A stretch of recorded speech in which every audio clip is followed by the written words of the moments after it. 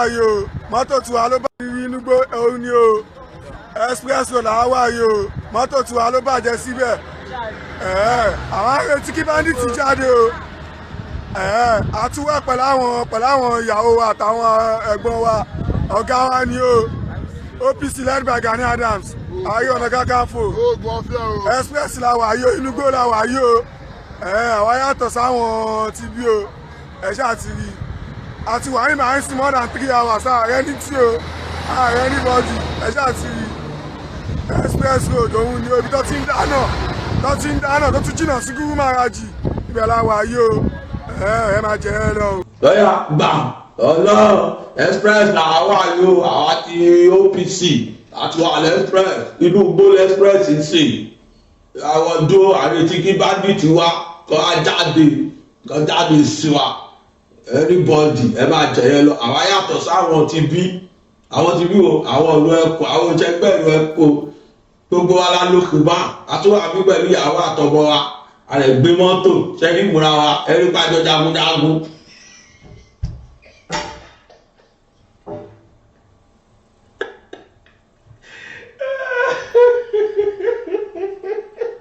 ṣẹ́ni sísí fíìmù dábẹ̀rẹ̀ Nàìjíríà yìí gàgàgà lẹ̀ Yorùbá ọlọ́run jẹ́ káwọn sísí fíìmù yẹn tọ́ ọlọ́run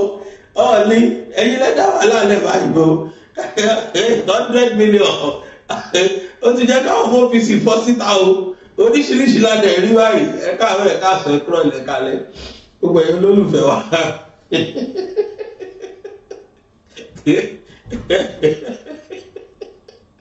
ẹ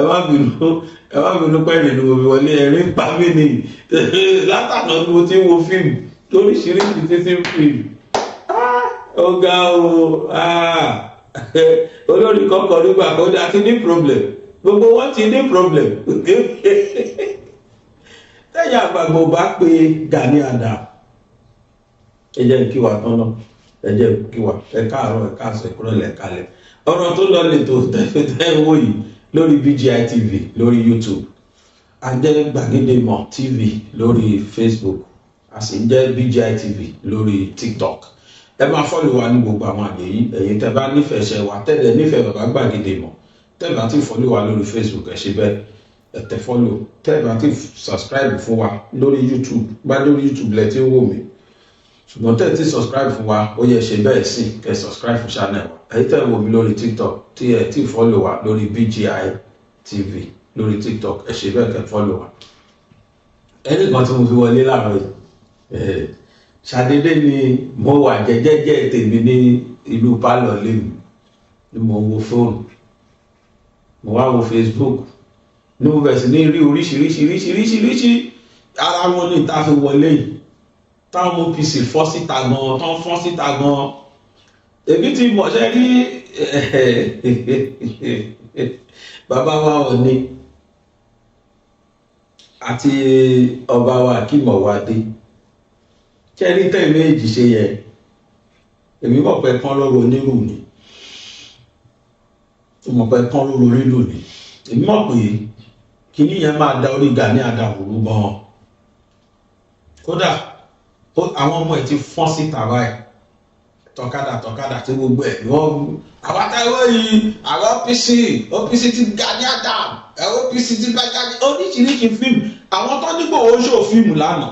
àwọn gan-an wá bẹ̀rẹ̀ fíìmù báyìí oríṣiríṣi dẹmọ náà wá dẹmọ kiri ìlú ẹmọ kéèyàn máa jàporó kán ṣàyàn ládàá kójú ọgbẹ́ kan wá tún fata gúngún sí i ṣẹ́wọ́n bí tọ́wọ́n ṣe máa jàporó kiri exactly báwo OPC dẹ́ ṣe jàporó ni mo dẹ̀ ń ka gbogbo kọ́mẹ̀ntì fídíò tó ń ṣe mo rí i pé ojú Yorùbá ti là ojú ọmọ Yorùbá ti là gan tẹ bá lẹ́ṣọ̀gùn kà mọ́ ẹni máa jó jẹ́wọ́ ò ní dúró gbogbo oríṣiríṣi tán ṣe náà social media èmi ò lè wojú kúrò ó kódà ó kàn máa ń yà mí lẹ́nu ni tí bá ní láti lè lọ pé màá dákẹ́ lórí Gani Adams mi ní sọ̀rọ̀ tẹ bá tún máa rí ìtàn tó máa ṣe báyìí á tún yà yín lẹ́nu pé àwọn àgbàlagbà kan ní làákàyè wá ìtàn wùwà báyìí Ọlọ́run káre o Ọlọ́run káre Ọlọ́run mọ bó ṣe máa ń sẹ̀sán mo fọlọ́ búra ó mọ bóun ṣe máa ń sẹ̀sán wọ́n jápóró gidi sìn. In fact physical attack ni wọ́n ṣe fún ìlú ẹkùn gọ́nsìn tó bá pé wọ́n mọ nǹkan tó lè lò láti máa pa gbogbo ọmọ ìlú ẹkùn káàkiri wọ́n lè ṣe because ẹjẹ́ tó dá yín sí people are wise ojú àwọn èèyàn ti la ǹjẹ́ mọ̀ pé kódà nú àwọn tí wọ́n ń tẹ̀lé Gani Adams tó ń pera wọn l'OPC Gani Adams ṣẹ̀bílí pé lára àwọn ọmọ níṣẹ́ ti ń kúrò ní OPC sincerely ṣe pé bóyá wọ́n lọ ṣalamí tó ń kúrò sincerely sí tí wọ́n ti lọ́jọ́ ìlú ẹkùn àwọn OPC section míì lámọ̀ tí wọ́n lọ tẹ́lẹ̀ but látẹnu àwọn OPC Gani Adams sí wọ́n ti jẹ́ ká mọ̀ pé àwọn èèyàn gan ti because àwọn tó ń join OPC Gani Adams tẹ́lẹ̀ náà irọ́ tó ń pa fún wọn páwọn jà fún Yorùbá ẹlòmíì fẹ́ jà fún ilẹ̀ Yorùbá ẹlòmíì fẹ́ gbèjà ilẹ̀ Yorùbá but kò rí ó ń rò pé OPC Gani Adams yẹn ó ń rò pé bóyá wọ́n jà fún ilẹ̀ Yorùbá lọ ẹni yẹn ṣe lọ join wọn níbẹ̀rẹ̀ so àwọn míì wà tó join wọn tí wọn ní choice torí pé wọ́n ń wá báwo làwọn náà ṣe lè gbèjà ilẹ̀ Yorùbá but as soon as tí Ìgbòho dé pẹ̀lú ìlú ẹkùn wọ́n gbé méjèèjì wò wọ́n dẹ̀ mọ̀ pé rọ́lá wọn pa ní OPC ti Gani Adams wọ́n mọ̀ pé àwọn kan fi ń kàṣì cruise ni àwọn ọmọọṣẹ́ wọn yẹn wọ́n rí pé kò sí kankan tó ní níní àwọn èèyàn orí àwọn èèyàn òkú náà àwọn èèyàn ògọ́ àwọn èèyàn òdẹ́s people are not so daft ẹ wo reactions àwọn ọba wa ẹ wo nǹkan tó ń ṣe because ṣe rí social media also the global village débi pé kó o sónú yàrá ẹ kó o só nínú yàrá ẹ lẹ́sẹ̀kẹsẹ̀ ní gbogbo ayé bá ti gbọ́ ẹ wo bí information ṣe ń travel very fast thanks to social media so gbogbo nǹkan tó ní kálukú ń ṣe àwọn èèyàn wò àwọn èèyàn mọ̀ àṣà àwọn olóṣèlú wá ní ẹ má ṣẹ́jú sérò èrò mọ̀bí tó lọ a nídìí láti bribe ẹnikẹ́ni àwọn èèyàn mọ̀ talent tó jà fúnlẹ̀ Yorùbá àwọn náà sọ di competition ṣé bí ìwọ ẹkùn wà ń bẹ ṣé bí Àmọ̀tẹ́kùn wà ń bẹ kí ló dé táwọn àwọn ọ̀gá Àmọ̀tẹ́kùn ò ṣe tako ìwọ ẹkùn ìgbà orúkọ ti jọra o wọ́n máa pa star wa o àwọn èèyàn ò sọ̀rọ̀ àwọn bàbá wa jọ̀hún àwọn Àgbẹ̀kọ̀yà ṣé báwọn bàbá wa jọ̀hún náà dágbẹ̀kọ̀yà lẹ̀ kí ló fa Àgbẹ̀kọ̀yà ogun wẹ́ẹ̀tì ẹ̀ làgbẹ̀kọ̀yà ti dìde ókè ẹgbẹ́ yẹn dẹ̀ ṣì wà dọ́là táwọn èèyàn sì ń ṣàgbẹ̀kọ̀yà yẹn ó lè má popular pàṣẹ bọ̀tán ṣì wà àsúdà sílùú ẹkùn bẹ̀rẹ̀ gbogbo wọn ni wọ́n lọ síbẹ̀ wọ́n fi Àgbẹ̀kọ̀yà wọn lẹ̀ bọ̀tán ṣiṣẹ́ hand in hand pẹ̀lú ìlú ẹkùn Àmọ̀tẹ́kùn ṣiṣẹ́ hand in hand pẹ̀lú ìlú ẹkùn sí result làwa fẹ́ unity la fẹ́ a fẹ́ division it is only OPC ti Gani Adams kódà àwọn OPC section tó kù they were with ìlú ẹkùn wọ́n fọ́ OPC wọn lẹ̀ ṣùgbọ́n wọ́n join ìlú ẹkùn pé ó yẹ gbogbo wọn nísìn nílẹ̀ Yorùbá gbogbo homemade security outfit local security outfit gbogbo wọn pawọ́pọ̀ sójú kan sìn tó jọ ń ṣiṣẹ́ except OPC Gani Adams onìkan ló kù tó fẹ́ gbá kó lè dìbò rárá o mi ò ṣe gbé ọmọ yẹn o mo gbọ́dọ̀ dá wà ní o mi ò ṣe gbẹ́ o OPC tèmi ti wà 50 years àbí kí ló láwọn celebrate bóyá 50 years ago àbí kí ní kan years ago làwọn ti bẹ̀rẹ̀ so he see himself to me in tó pè ní superiority complex kò jù yẹn lọ he is feeling too big láti sọ pé jẹ́kẹ̀lẹ̀ àti Sunday jọ ṣe náà ṣe ń sọ lórúkọ Sunday Igboho fẹ́nu wúgẹ́rẹ́ because I don't know mi mọ kí la fẹ́ gbà nílẹ̀ Yorùbá tó kúkú wá le tó yìí ṣé bá achievement ni gbogbo wa fẹ́ ṣé bá fẹ́ kílẹ̀ Yorùbá bọ́ lọ́wọ́ Fúlàní apanirun àtàwọn ọmọ ìlú mi bíi Yíbò bíi Yorùbá táwọn náà ṣe bí Fúlàní tí wọ́n jiyàn gbé because I must confess to you Fúlàní nìkan kọ́ ló ń jí wa gbé o àwọn Yorùbá Ìgbò Haúsá àwọn náà ṣe bí tó máa gbé láwà ní báyìí táwọn náà máa faṣọ bojú àgbóyè àwọn tó ti mú káàdì pé kì í ṣe Fúlàní pàṣẹ so gbogbo àwọn tó ń ṣe àìdá yìí ní irú ẹkùn níìdì ó ní gbogbo wa gbọ́dọ̀ pawọ́pọ̀ ká reach out from our locality from our community irrespective of ẹgbẹ́ tó ń kó wa kó sì tó kan àwa ẹni tó fún wa ní result la mọ̀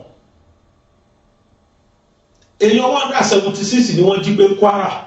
nígbà tí wàhálà irú ẹkùn bẹ̀rẹ̀ yìí tó di kí irú ẹkùn máa lọ kó máa bọ̀ Ọlọ́run ti ṣeun ìjọba gbọ́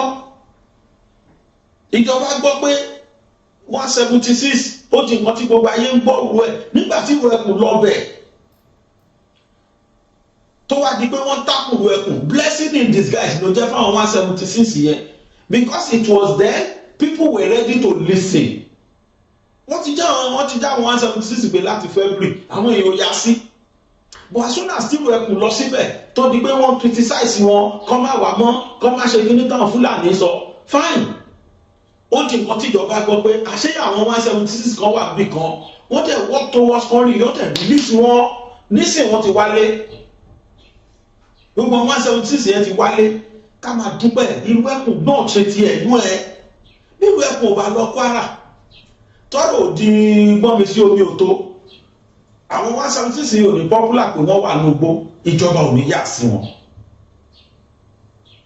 ìjọba ò ní yà sí wọn but fortunately nígbà tí ẹkùn bẹ́ẹ̀ sì ní ṣe wàhálà lọ́bẹ̀ kí ló dé tó PC ò lọ gbogbo àwọn ibi tá à ń sọ ìtẹ́lẹ̀ before kí ẹkùn tó lọ ẹ wá sọ di fracas ẹ̀yin náà fẹ́ gba collate as soon as ẹ gbọ́ pé Ọọ̀ni ṣe promise 100 million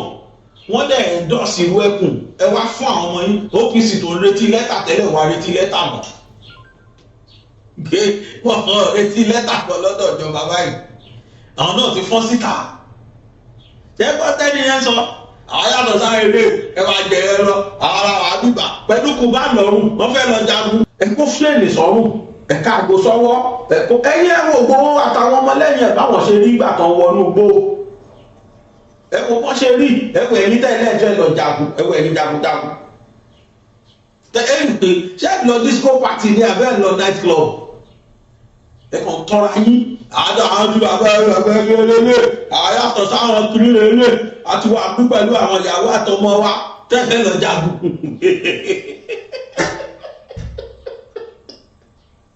ìfà ẹ wò wọ́n kàn tiẹ̀ sọ jà lórí nǹkan gbà wálẹ̀ yìí wọ́n kàn sọ di yẹ̀yẹ̀ wọ́n kàn sọ di sísìn fíìmù ọlọ́jà lè wò tán ló dá bàbọ̀ yìí ẹ bá wa bẹ̀ Gani ẹ bá wa bẹ̀ ó ti tó ó ti gbowó orí ti ẹ̀rọ tẹ́ bá máa jagun yín Gani ègèsì pé ká lọ ju ogun kan máa rìkọ́dù ó làwọn ẹ̀ ṣe ojú ogun ò tiẹ̀ náà lọ ogun tán jàdà ẹ bọ́ sáàrin títì ẹ kó kù bá sọ̀rùn ẹ wọ fáyín ìtẹ̀lẹ̀ ṣòkòtò àtẹ̀wù ẹ kó bàtà tó lé jù ẹ kó sí sẹ́sẹ̀ ẹ gbé chéènì sọ̀rùn ẹ wá ní mọ́tò ńlá ààrẹ express ààrẹ títọ́ jáde ààrẹ ọ̀rọ̀ jáde ààrẹ ọ̀rọ̀ jáde àríbà àti Gani Adams àti bàbá OPC ààrẹ ilé àwọn yàtọ̀ sí wọn ẹ máa jẹ ẹ lọ́nà gbogbo títí ẹni pé mo tó ní kò sí tí mo wí ní ẹjọ́ 200 times lánàá mo rẹ́rìn yó lójú ogun àwọn tó ń jagun gangan àwọn àmọ̀tẹ́kùn tó ń lọ sójú ogun gangan sáwọn ráyè gbogbo jáde yàgá tẹ́yìn ṣe àkójọ ìnìsọ níbo ìlú tí mo wà ní Ìgbòho wọ̀ jáláwó tàbí mo kó sọ́rùn ìlú kó sọ́rùn pẹ̀lú jíìn tọ̀nbọ̀nù gbó gidi mọ́tò tí wọ́n mọ́tò wá bàjẹ́ sí báyìí irú mọ́tò lè bá tó tọ́ ọlọ́run ló ń ṣàánú wa ó sì pọ̀ fíìmù tó ṣó pọ̀ gan o ẹni Ìgbòho ń ṣó fíìmù mo sọ́jọ́ kìíní àná pé ntẹ́yìn lè ṣe lẹ́ sọ ni ẹ bi àwọn àmìwá léèrè ẹ bi Túnjí Dùsù léèrè Inspector General of Police wípé arrest gbígbàlẹ̀ tí wọ́n gba àwọn ọmọ ahoro àbí ehoro náà pè wọ́n yàwó ta kankan ẹ̀ tó gbé l'Ògbómọ̀ṣọ́ ǹjẹ́ Ìgbòho play any significant role nínú gbígbà àwọn ọmọ yẹn lẹ̀ náà ẹ bi wọ́n pé ta ló bá wọn confam pé wọ́n wà ní gbòòbí báyìí ẹ bi Inspector General léèrè ẹ bi wọ́n pé ṣé fíìmù tí Ìgbòho lọ ṣóǹdọ́ yẹn ǹjọ́ help náà àbí kò help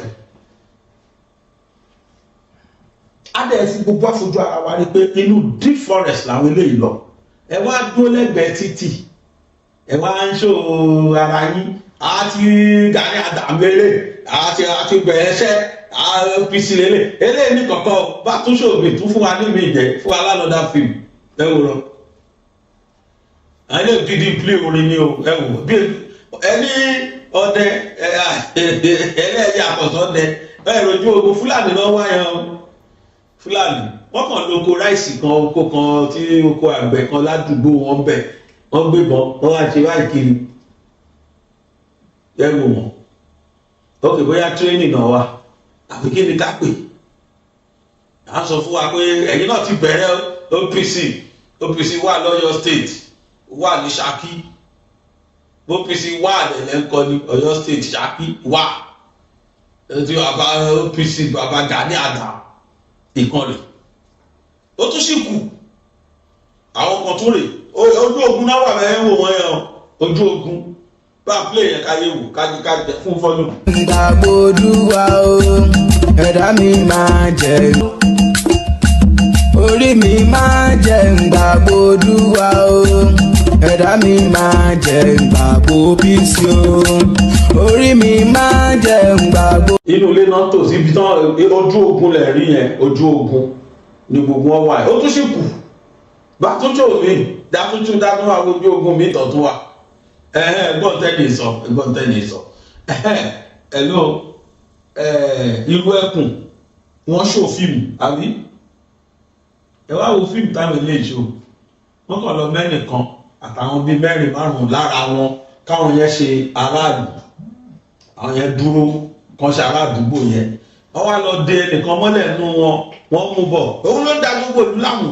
àwọn ọlọ́pàá wá mú ó ṣáwọn ọlọ́pàá ládàá àwọn ọlọ́pàá wá sá lọ can you imagine fún wọn tó ní dípò ọlọ́pàá wa ọlọ́pàá tó gbé ìbọn wá arrest èèyàn ẹnìkan wá mú àdá ẹnìkan ṣó wá mádò wá ṣáwọn ọlọ́pàá yẹn àwọn ọlọ́pàá yẹn lẹ̀ wọ́n wá sá lọ can you àwọn ọ̀rọ̀ tí ò make sense àwọn ọ̀rọ̀ tí ò ṣe gbọ́ sétí ẹ̀yin tẹ́ nípò wọn ṣó fíìmù jọ kìnìún àmì kí tẹ́yìn ṣe kí ló fi yàtọ̀ ẹ kúkú lọ sọ́dọ̀ ọdún ẹ pọdún Adékọ́lá máa bá yín pè tẹ́ẹ̀bà ní nọ́mbà ẹ pé Ibrahim Chatta kẹ́ ẹ sọ fún wọn pé ẹ mọ fíìmù act because in that one is a pure film stage play ẹ bá play láti bẹ̀rẹ̀ kí gbogbo ayé náà gbọ́ nǹkan ṣe nínú fíìmù yẹn. You say OPC is not working. You say OPC is not working. Do you see my boys? Everyone is right here. And I lead this team. We are inside bush. You see? The security of our community is very important.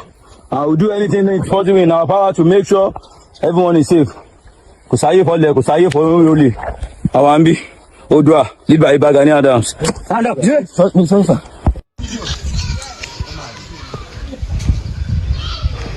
Wọ́n terrorize ìlú. Wọ́n láwọn ọlọ́pàá wẹ́ wá lánàá, ó ṣá wọn wọ́n sá lọ. Àwọn olóṣèlú yẹn wá wálé ní. Ọkàn ò ní balẹ̀. Ẹ máa wọ́ lọ. Ẹ máa wá ké tó fi sáwọn ọ́fíìsà mi. Ó ṣá wa láìkí, ó ṣá wa ládàá.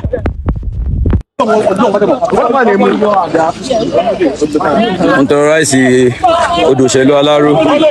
city criminal. Ẹ máa wá àwọn àdá tó sáwọn ọmọ mi.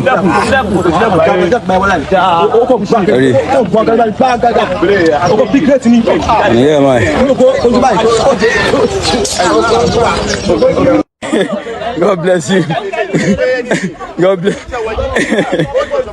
Èmi máa wà ládùúgbò yìí 247.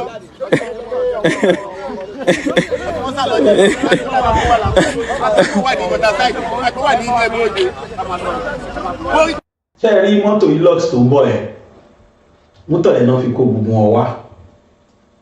wọ́n wá wà níbi tí igbó wà létí abúlé gbogbo ọ̀nà bọ́lẹ̀ bẹ́ẹ̀ náà láti fíìmù yẹn sí tẹ́ ẹ bá rẹ́dì láti gbèjà Yorùbá awẹ́kọ̀mù yín ẹ understand bọ́tẹ́ ẹ máa ṣe nǹkan tí yín ẹ má ta sípò ẹ fi gbowó lẹ̀ ẹ má ta sípò ẹkùn ẹ má ti pẹ́ ẹ ṣe yìí tó yẹ yín ẹbẹ́ ti mẹ́nìkan báyìí adúpẹ́ ẹ wá ṣe nǹkan kan fún mi àwọn èèyàn yín mẹ́rin bí márùn-ún ni tó wà nígbèkùn àwọn Fúlàní lẹ́wọ̀n kan tí rìlíìsì wọn láti jọ yìí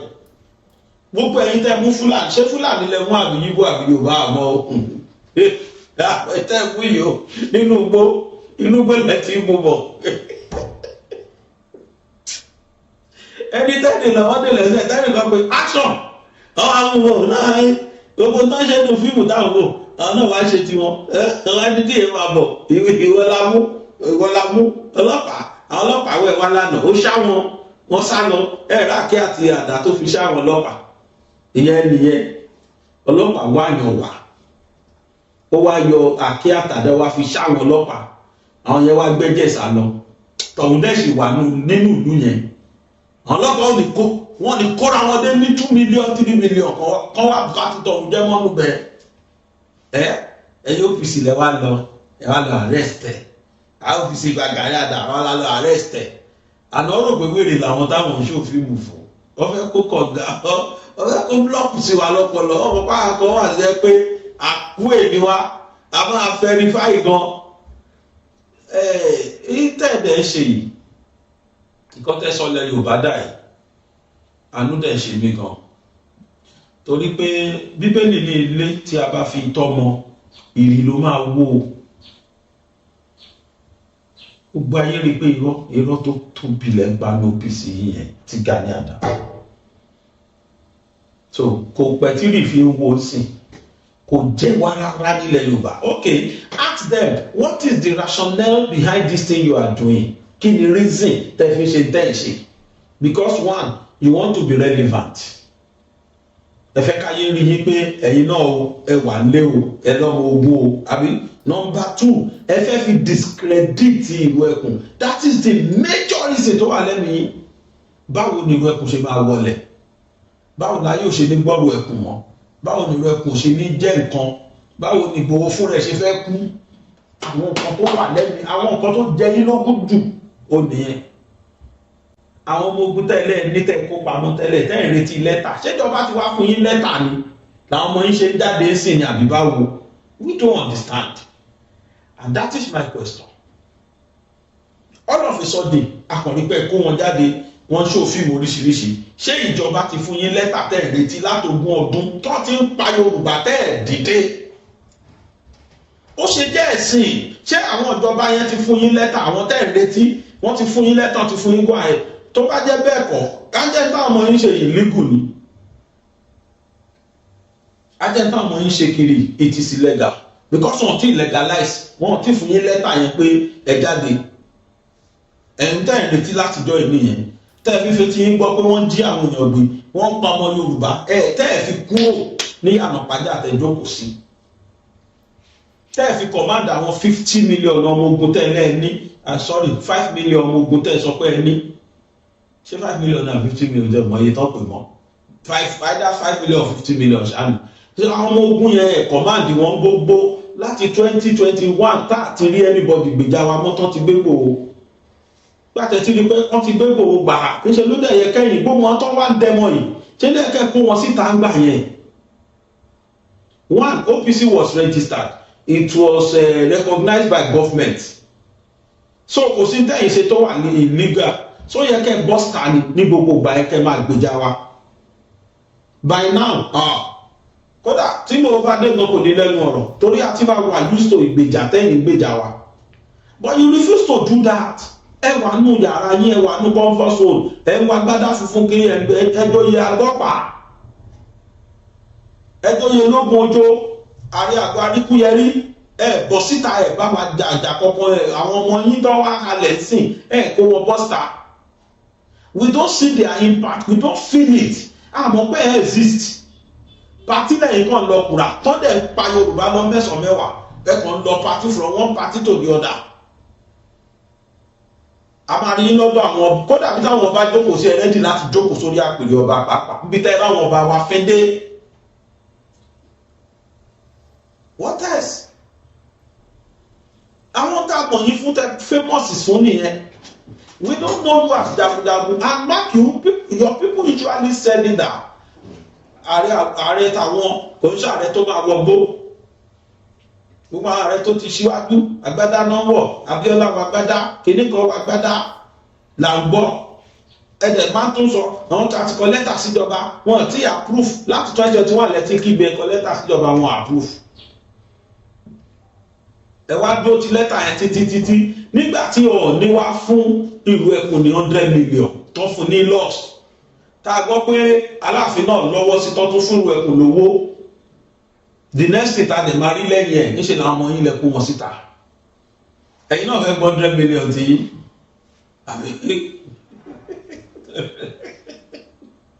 aláìkò yé mi kò yé mi ìjẹ́ fídíò yẹn tún sì kù lọ́wọ́ kó wá bíbà ní o wọ́n pa ó ààrẹ ẹ̀yẹ kọ́ pé àwọn fídíò yẹn pọ̀ ẹ tún wà pé tó ẹja tún bá wọn lè Ọ̀ṣun-Òṣogbo lélẹ̀ o ẹ̀yà jágbọ́. wọ́n pé wá wọ̀n ní pé lọ Ọlọ́run jagunjagun yàtọ̀ sólú ọdẹ jẹ́ kán mọ̀. ẹ̀yin ọmọ OPC ti gbà náà bẹ́ẹ̀ mo sọ fún yín OPC lọ́nà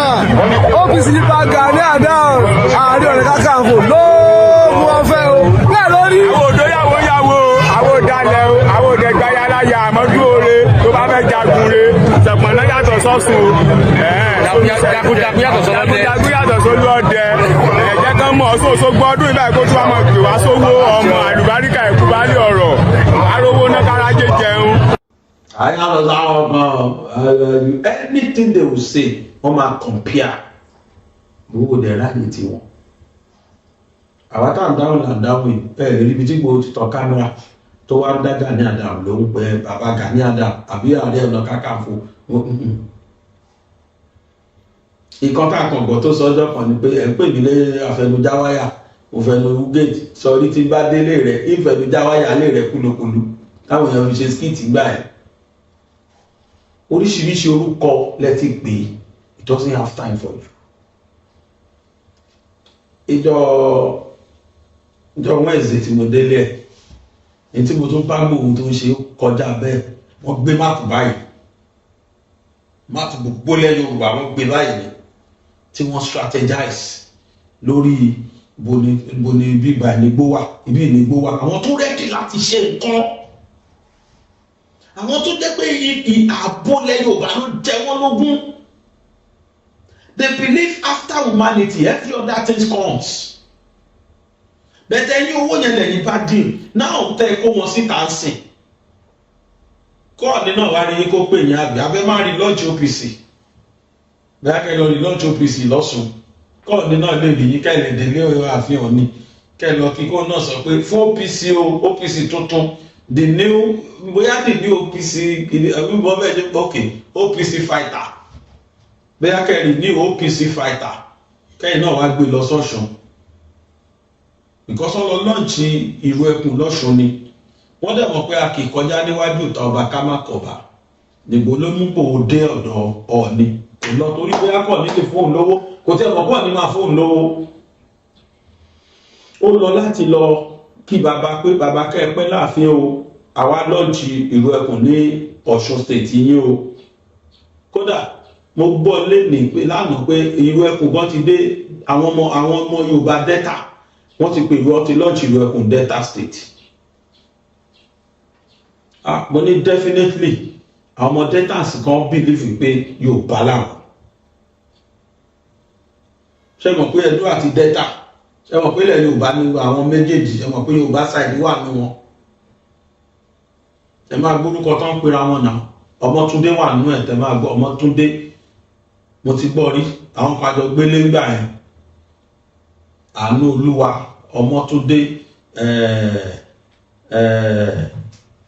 Bamidele, Bamipagaga, Bamidele, and their debtors. Wọ́n ti launch ìlú ẹkùn dẹ́ta náà. So ti kárí, tó ti kárí ni. Tó ti kárí ilẹ̀ Yorùbá ni. Tẹ́ bá lẹ̀ láwọn ọmọ ogun, tẹ́ ẹ kọ̀, tẹ́ ẹ fi ran àwa Yorùbá lọ́wọ́. Táwa rẹ̀ nìkan tó dìde, tó ń gbèjà àwa Yorùbá. Táwọn èèyàn ní wá dìde, tó bẹ̀ sí ní tákù ẹ̀. Ọlọ́run á gbèjà onítọ̀hún. Ọlọ́run á gbèjà ẹ̀. So gbogbo ìtẹ́ ìṣe gbogbo fíìmù tẹ́ṣẹ̀ ìṣó yìí ó ti late mercy after death ni. Tẹ́yìn náà bá fẹ́ gba 100 million tí ẹ kọjá sọ́ṣùn. Ẹ jẹ́ kán rí yín dáadáa. Ẹ ṣó fíìmù yẹn kó pọ̀ kẹ́ wá kójọ kẹ́ lọ fún Ọọ̀ni. Ẹ wò wá sà, àwa náà ti bẹ̀rẹ̀. Ó yẹ mú wá. Kẹ́yìn béèrè. Kò yé mi. Àwọn bàbá yẹn, àwọn bàbá arúgbó, àwọn tó àbá tán tó Gani gan bí, wọn ready láti bá sòdodo ọ̀rọ̀. Boko Haram yẹn ṣe náà tún attack. Boko Haram yẹn ṣe ni wọ́n tún attack. Ẹgbọ́n ọmọ tí bàbá yìí, bàbá àgbàlagbà yìí ẹgbọ́n tó sọ. Ọkùnrin ìkan sọ ààrẹ tó lọ tó jáde tó lọ jagun tó ń ṣe ọ̀wọ́n ọba táṣẹ wà lẹ́nu wọn gbà yẹn náà pàṣẹ fún ààrẹ pé ààrẹ o iṣẹ́ ta gbẹ̀ ẹ́ fún ti dé o wá jáde báyìí o kò lọ ṣiṣẹ́ yẹn. náà kò sí ọba ó dẹ̀pọ̀ ọba ò láṣẹ nísìnyí ọba ò láṣẹ lẹ́nu mọ́ ìjọba ti gba gbogbo àṣẹ wọ́n dẹ̀ ń sọ fún àwọn gọ́fúnọ̀sì pé kàn ṣiṣẹ́ yìí wọn ò lè ṣe o wọn ò ṣe òkè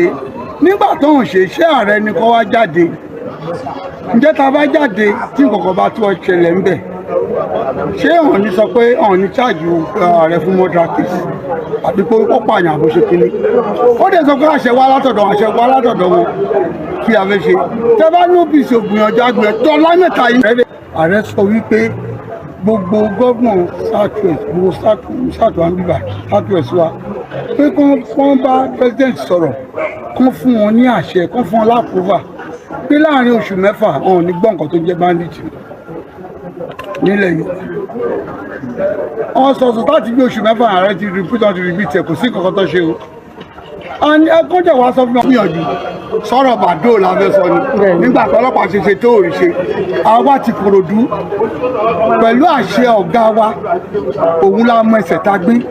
tọrọ bàdó tó fi wọlé déní ọ̀gbúrò bàdó mọ̀ ń kòdù ó wà káàkiri lóríṣiríṣi nǹkan jẹ́ síkọ́rìtì ìlú lọ́wọ́lọ́wọ́ yìí àdéhùn ọmọ kan tán wá láti ilẹ̀ Fúlàní lọ́hùn tán wọ̀lú tán ní ìwé tán ní kankan wọ́n dẹ̀ lọ kó wọn bí tán kó wọn sí tán lè ń lọ àwa ń ṣiṣẹ́ tó àwọn ń ṣiṣẹ́ pé kéèyàn máa pariwo ìṣègbàṣẹ àìmọye ọ̀daràn àìmọye àwọn ọlọ́pàá àwọn amú ọlọ́pàá ni àwọn amú fún ìjọba so àwọn òun ṣe pé àwọn camouflage bẹ̀tọ́ bá dàtí kò ṣùṣù fúrálà kíjọba kó tẹ̀ kán gbéṣẹ́ yẹn lẹ̀ kán sọ pé wọ́n sáyẹ̀nsì kán wo àwa àti bandit kán wò wá àwọn òní kò sí bandit but Ọlọ́run á jù wọn lọ ọlá pé ilẹ̀ Yorùbá láwà. tó oríṣiríṣiríṣi tí wọ́n dánwò nìyẹn Gani Adams náà wá sọ̀rọ̀ right up ọ̀hún orí bí tó sọ̀rọ̀ lórí ọ̀rọ̀ òun pẹ̀lú Sunday Igboho àti ìlú ẹ̀bùn. Ààrẹ Ìbà Gani Adams breaks silence, says he has nothing against Sunday and ìlú ẹ̀bùn but reject personal attack. The Ààrẹ Ọ̀nà Kakanfò of Yorùbá land, Ìbà Gani Abiodun Adams, has broken his silence amid growing criticism on social media, insisting that he has no personal grudge against Sunday or the Iru-Ekun security network. Speaking during the celebrations of the Ifa festival organized by the Olokun Foundation, a non-governmental organization dedicated to promoting the cultural heritage of the Yoruba people, Adams said he welcomed the establishment of more community-based security outfits to tackle insecurity across the southwest. Ṣóòótọ́ ni kó wẹ́kọ̀mù ẹ̀, ṣóòótọ́ ni because ìwà tó ń wù tá à ń rí, ìsọkúsọ tó ń sọ lórí ìlú ẹkùn ó fi jẹ́ ká mọ̀ pé n tó sọ irọ́ ni. It doesn't welcome anything. According to him, the region needs as many credible security organizations as possible to protect lives and property from banditry and other criminal activities. However, he warned that such initiatives should not be used to undermine the sacrifice and achievement of those who have spent decades fighting for the Yoruba cause. Ṣùgbọ́n o, kì í ṣe pé kẹ́ wá dágbé ẹlẹ́tàn kẹ́ máa fi tákù àbí kẹ́ máa fẹ́ fi tẹ́sítà àwátà tí exist ló mọ́lẹ̀.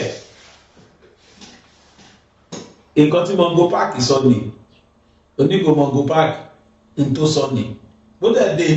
gbérú ẹkùn ẹ̀dẹ̀, ó dẹ̀ fẹ́ tẹ gbogbo àwátà tí exist mọ́lẹ̀. Wọ́n tẹ̀yìn mọ́lẹ̀, wọ́n ní kẹ́ má ṣiṣẹ́. Ẹ̀yin ní kẹ́yìn náà rẹ́dì láti kó àwọn ọmọ ogun yín tẹ́lẹ̀ ní kẹ́ kó wọn síta. Kọ́bẹ̀sì ní jà fúnlẹ̀ Yorùbá. Tó bá jẹ́ pé ẹ ní inú tó dáa ni. Tí ìbá ṣe pé ìjà àgbà kì í tán èmi ju ọ̀wọ̀ ojú mi tẹ̀ ń bá kiri. Tọ́sọ̀ Yorùbá ní pé à ń jù wọn ò ṣe wí lẹ́jọ́. Ìjà lára ò tán bọ̀rọ̀. Ká ní kó má sí yẹn tẹ́ ń ṣe, ìjà lára tẹ́ ń ṣe. Kó jẹ́ pé ẹ ṣe nọ́mà. Kálẹ̀ ṣe nọ́mà kẹ́ ẹ má ṣèjà lára ni. Bí Ìgbòho ṣe bẹ̀rẹ̀ kó lé. Mo sọ níjẹta àbíjọ́ o, wàláhì kò le rárá. Lẹ́ni tínú ẹ̀ bá dáa tó dẹ̀ láníyàn tó dáa sọ́mọ làkejì. Àbúrò mi, Ọlọ́run ti ṣe òun máa bọ̀. Ọ̀yàyà ìtíwọ̀ náà dálẹ̀ yìí. Oya, ó máa compliment OPC yín ni. Nkọ́kọ́ ṣó làwọn afẹ́kẹ́ mú jáde. Ìtafẹ́kẹ́ mú jáde ní ààbò fún ìran Yorùbá. Ntafẹ́ nìyẹn. But ẹ̀yin lẹ́sọ̀ di fracas. Ẹ̀yin lẹ́sọ̀ di competition. Ẹ̀yin lẹ́sọ̀ di pé ọmọ ìdí ọ̀ṣà ìwà. Àwa náà gbọ́dọ̀ gbapò lọ́wọ́ ẹ̀ rárá. Kò sẹ́ni tó ń dupò, kò sẹ́ni tó fẹ́ fún yín ní accolades. Akọ̀ máa yìnyín ni, a máa fẹ́ lu yìnyín pé àtò àwọn ẹni yóò lọ ṣe dáadáa fún wa nílẹ̀ Yorùbá. Yorùbá dẹ̀ máa mọ̀ yìí. Nobody tí wọ́n bí kú kó jáde síta kó máa wá fẹnu àtẹnu office of the Ààrẹ Ọ̀nà Kakanfò. Àwọn tó ti jẹ past kò sẹ́nikẹ́ni tó fẹnu àtẹlù wọn nínú ọmọ Yorùbá. It's a respectable office. But unfortunately, ẹ̀yin lẹ́jẹ́ sọ gbogbo ẹ̀ di dàkúdà kalẹ̀. You are the worst Ààrẹ Ọ̀nà Kakanfò. I must confess to you if you don't know. You are the worst of them all. And making you Ààrẹ Ọ̀nà Kakanfò, to me, it was a mistake. One, you are not even qualified because you are not Yoruba. You were born in Arigidi, but you are not originally from Arigidi. You are a Tapa man. Àwọn tó mú ẹ sọ fún wa now. So you don't even fit that office, and that is why you don't know the importance. That's why the Yoruba fi rí jòyè fi everybody fi pé wọn lórúkọ àwọn àgbàlagbà. There was a time Gani even said that office is higher and bigger than any ọba. Ẹ̀ṣẹ̀ tó ṣe àwọn ọba yẹn pọ̀ torí gbogbo ọba wa fín. Èyí tí wọ́n torí ẹ̀yìn Ààrẹ Ọ̀nà Kakanfò ni kò dáàbòbò generalismo olórí ológun ẹ̀ tó ń ṣíwájú ogun. Wọ́n lórí ogun kò ní gbẹ̀yìn ogun, dagundagun ló ń bọ̀. Ẹni ológun tó bá dìde nílẹ̀ Yorùbá yìí, wọ́n da ẹ̀ ló yẹ kó, wọ́n da Ààrẹ Ọ̀nà Kakanfò ló yẹ kó wà. Bọ́ tí ààrẹ bá ti wá di ẹni tó jẹ́ pé òun gan ló ń dẹ pápẹ́ kú sílẹ̀ fún ẹnikẹ́ni tó dìde bí ológun nílẹ̀ Yorùbá. Kí ló kù? Mo gbọ́ lẹ́nu Dáúdà ni tó sọ specific number of DSS tó wá sílé Ìgbòho. If he had no foreknowledge of àwọn tó wá, how would he know the specific numbers àwọn tó wá? because they planned the move together, because they planned it, they executed it together. If care is not taken, bóyá ní Dáúdà kò sí inú àwọn tó lọ bẹ̀, because wọ́n go more specific numbers àwọn tí wọ́n lọ sílé Ìgbòho tó lọ invade ilé Ìgbòho 2021 ló ṣe máa ń tẹnu mọ́ pé Ìgbòho bá fẹ́ǹsì sá lọ ni, because wọ́n mọ ọdún báwọn ṣe barricade inú ilé ẹ̀yẹn. Olórin kan ní iṣẹ́ Olúwa kò sẹ́ni tó yé, iṣẹ́ Ọlọ́run ni bí Ìgbòho ṣe escape nípa pẹ́tẹ́dẹ́lẹ̀ fún. Ọlọ́run ṣe mọ̀ọ́mọ̀ padà lọ mú Ìgbòho wá kó wá jẹ́ pàṣán tọ́lọ́ fi nà yín lọ́wọ́ ẹ̀. Àbúrú tẹ́ ṣe ló padà dàdó yín lórí ẹ̀rí sìn. Ẹ ti ń wọlé kò sẹ́ni tó gbóhùn yín mọ́. I must confess to you, people are not even ready to listen to you. Gbogbo fíìmù táwọn yín ṣó ta ti ṣó so far ẹ lọ gbogbo kọ́mẹ́ǹtì tó wà orí Facebook mo ti download wọn, ẹ lọ gbogbo kọ́mẹ́ǹtì tó wà lórí ẹ èpè ránṣẹ́ fún yín èpè. People are wise now. Mo fọlọ́n búra ìka tẹ́ ẹ ṣe fún Ìgbòho lọ́lọ́run wá fi yẹ̀ jẹ́ yín padà. That's why tẹ́ fi relevant. No amount of slandering pinni kan tó ń kẹsọ lórí ayé ò ní gbà.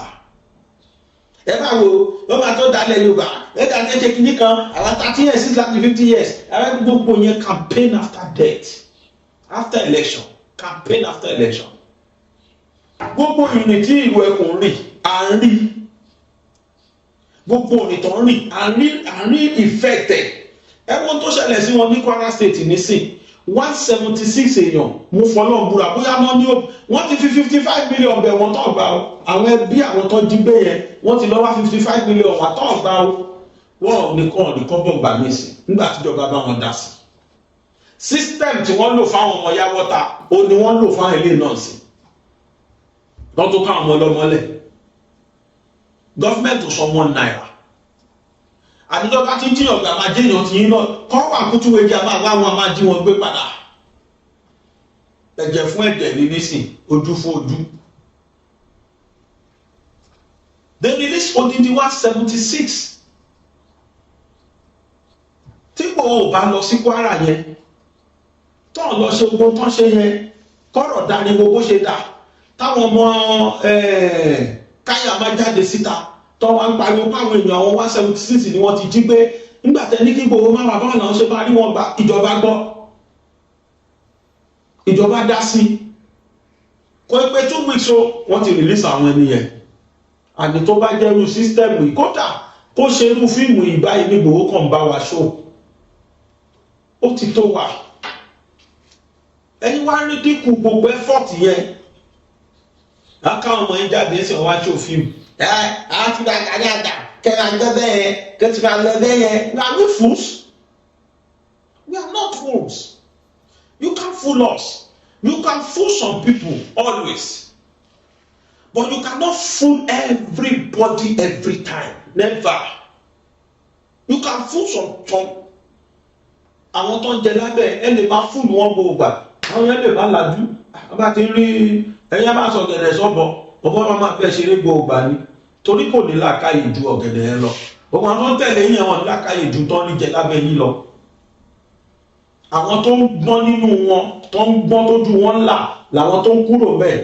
tó wù pé irú ẹkùn ìníkọ̀ rẹ̀ tó láti wá irú ẹ̀ láti wá eléyìí ṣe ń tà ń fẹ́ ẹ̀dá lọ́jọ́ yẹn. A lè sọ fún Ìgbòho náà kó fún rẹ̀ brain àwọn tó ń kúrò nílùú ẹ̀ tó ń kúrò ní OPC tó ń wá yẹn pàápàá jùlọ tó wá látọ̀dọ̀ Gani àbá tèmi gan ni kó má gbà wọ́n kó padà sọ́dọ̀ Gani àbá tèmi nìyẹn. Àfi if they can swear allegiance ní gbogbo ọ̀nà táwọn bá ti dálẹ̀ nǹkan báyìí ní kó ṣẹlẹ̀ sáwọn àwọn kúrò tọkàntọkàn ni àwọn wá jọ́ yẹn ní tòótọ́ ó Ìgbòho dẹ̀kọ̀ náà join irú ẹkùn ni wọ́n wá join nígbà tó rí pé irú ẹkùn ṣòdodo irú ẹkùn gbèjálẹ̀ Yorùbá tòótọ́ ẹ wo ní ìrètọ́ bí Ìgbòho tiẹ̀ participate directly bẹ́ẹ̀ tó ti kórìíre bá wọn gbogbo 176 yẹn they are torn now ikú òpá kankan nù wọn. Whereas àwọn Fúlàní yẹn ní condition tí wọ́n gbé àwọn ẹbí létí wọn bá wá owó tán ní káwọn wá àwọn máa fẹ́ àwọn obìnrin tó dọ́mọge inú wọn ọmọ kan wà tí BBC tó lọ interview bá mi show lady yẹn a sì máa ṣe fídíò mi tẹ́ bá wò lọ́la lágbára ọ̀lọ́ ẹ̀rú ọmọge yìí ìbáwá náà tí Fúlàní máa fẹ́ wọ́n ti plan ẹ̀ bẹ́ẹ̀ wọ́n ti sọ fáwọn ẹbí wọn àwọn tó jọmọge nù wọn àwọn máa fẹ́ wọn tó bá dẹ̀ ti fẹ́ wọn wà lẹ́ẹ̀lẹ́ rí wọn láéláé because wọ́n máa pín wọn kiri ní ìtọ́ máa fẹ́ lọ Maiduguri ìtọ́ máa fẹ́ lọ Gombe ìtọ́ máa fẹ́ lọ Katsina ó parí wọ́n dà wọ́n lú ẹ̀ lórí wọn mọ́ wọ́n wá sọ pé àwọn tó kù táwọn ò lè fẹ́ àwọn máa pa gbogbo wọn ni nígbà tí Ìgbòho lọ káwọn ọmọ lọ ní yarí pé kí Ìgbòho má wà mọ́ ló di tá a gbọ́ gbogbo nǹkan yìí ni wọ́n fi rìsíìtì owó tán san hàn wá wọ́n dáṣẹ́ lábẹ́lẹ̀ tẹ́lẹ̀ ni tí Ìgbòho ò bá lọ kọ́rọ̀ yẹn di wàhálà ọmọ ilé má ti jáde dọ̀la wọ́n lè má ti jáde di ọ̀la wọ́n lè má ti jáde dọ̀la ẹ máa jáde ẹ máa bú wọn ẹ máa sọ̀rọ̀ sí wọn. sọ̀rọ̀ ẹ jẹ́ ká ṣe sùúrù fúnra wa nílẹ̀ Yorùbá ká tọ́ lọ rí ìtara wa inú mi dùn ṣé ok ẹ jẹ́ ká accept OPC náà ti bẹ̀rẹ̀ tiwọn àbí ṣe rí kò le ẹ jẹ́ kó OPC máa ṣe tiwọn lọ ní ibi táwọn wà kí Ìgbòho náà máa ṣe tiẹ̀ lọ àtàwọn security tó kù tán gba ti Ìgbòho kí wọ́n jọ pawọ́pọ̀ kán máa ṣe tiwọn lọ níbi tán wà kò jù bẹ́ẹ̀ lọ so àbòfin wà nílẹ̀ Yorùbá sí dáadáa ni èyí tí Ìgbòho bá lè ṣe tí àwọn other security ò bá lè ṣe OPC bá wa ṣe ẹ wò gbà tí ọ̀rọ̀ wákìlì ṣẹlẹ̀ ẹ wò gbà tí ọ̀rọ̀ wákìlì ṣẹlẹ̀ àwọn lẹ́yìn Ìgbòho ló discover wákìlì Ìgbòho ló jẹ́ ká mọ̀ pé ọ̀kan jẹ́ wákìlì bọ́tà ló lọ mú wákìlì àwọn ọmọ OPC ipò ṣe yẹ kó rí nìyẹn gbà yẹn kò sí pé nìkan àtàkẹ́ nìkan inú gbogbo àwa Yorùbá pátá inú wa ló dùn tí tó kódà ìṣẹ́gun dé bá Ìgangan nígbà yẹn but unfortunately ó kàn di pé competition wọ̀ ni ló di nǹkan tí ó di faction kò yẹ kó jẹ́ faction tẹ́wárí gbogbo fíìmù tẹ́ ẹ̀ ṣó yìí ẹgbẹ́ editor tó dáa